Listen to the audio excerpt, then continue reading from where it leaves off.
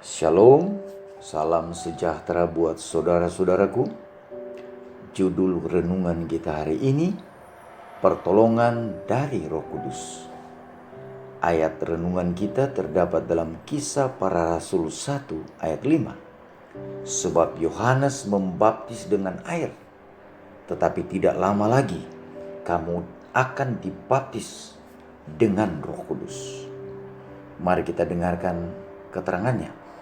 Pengorbanan Kristus untuk kepentingan manusia adalah lengkap dan sempurna. Syarat pendamaian telah dipenuhi. Pekerjaan untuk mana datang ke dalam dunia ini telah dilaksanakan. Ia telah memenangkan kerajaan itu. Ia telah merebutnya dari iblis dan telah menjadi wali segala perkara. Tidak lama sebelum meninggalkan murid-muridnya, Kristus sekali lagi menjelaskan keadaan kerajaannya.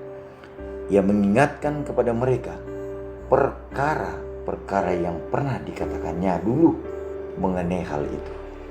Ia menjelaskan bahwa bukanlah maksudnya untuk mendirikan dalam dunia ini kerajaan sementara. Ia tidak ditunjuk untuk memerintah sebagai raja dunia di atas takhta Daud. Bila murid-murid bertanya kepadanya, "Tuhan, maukah engkau pada masa ini memulihkan kerajaan bagi Israel?" Jawabnya, "Engkau tidak perlu mengetahui masa dan waktu yang ditetapkan Bapa sendiri menurut kuasanya." Kisah 1 ayat 6 dan 7. Tidaklah perlu bagi mereka untuk melihat lebih jauh daripada kenyataan yang telah diadakannya untuk dilihat oleh mereka. Pekerjaan mereka adalah untuk memasyurkan pekabaran Injil. Kehadiran Kristus yang dapat dilihat sudah hampir ditarik dari murid-muridnya. Tetapi pemberian kuasa yang baru adalah bagian mereka. Roh Kudus harus dikaruniakan dalam kepenuhannya, memeteraikan dia untuk pekerjaannya.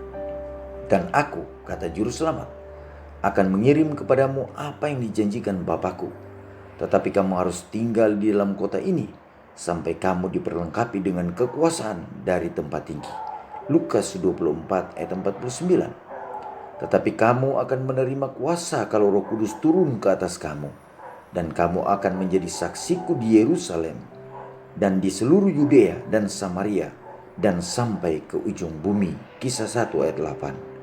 Juru Selamat tahu bahwa tidak ada perbedaan pendapat meskipun masuk di akal akan melunakkan hati yang keras atau menghancurkan lapisan keduniawian dan kasih akan diri sendiri.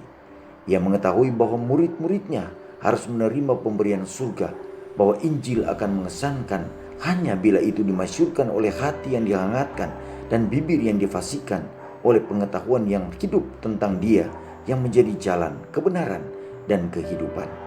Pekerjaan yang dipercayakan kepada murid-murid akan menuntut kegunaan yang besar, karena arus kejahatan berjalan dalam dan kuat terhadap mereka. Seorang pemimpin yang waspada dan tekun memegang kuasa kegelapan, dan para pengikut Kristus akan dapat berperang demi kebenaran hanya oleh pertolongan Allah dan dengan pertolongan Roh-Nya yang memberikannya kepada mereka. Alfa dan Omega jilid 7 halaman 26 dan 27.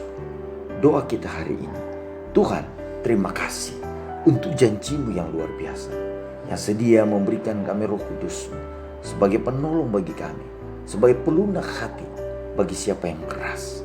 Terima kasih untuk jaminan yang luar biasa ini.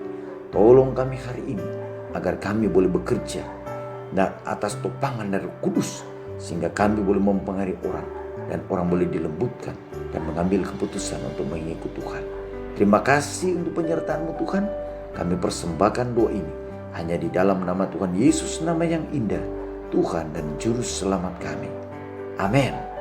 Terima kasih saudara-saudara sudah mengikuti renungan kita hari ini. Tuhan Yesus memberkati. Shalom.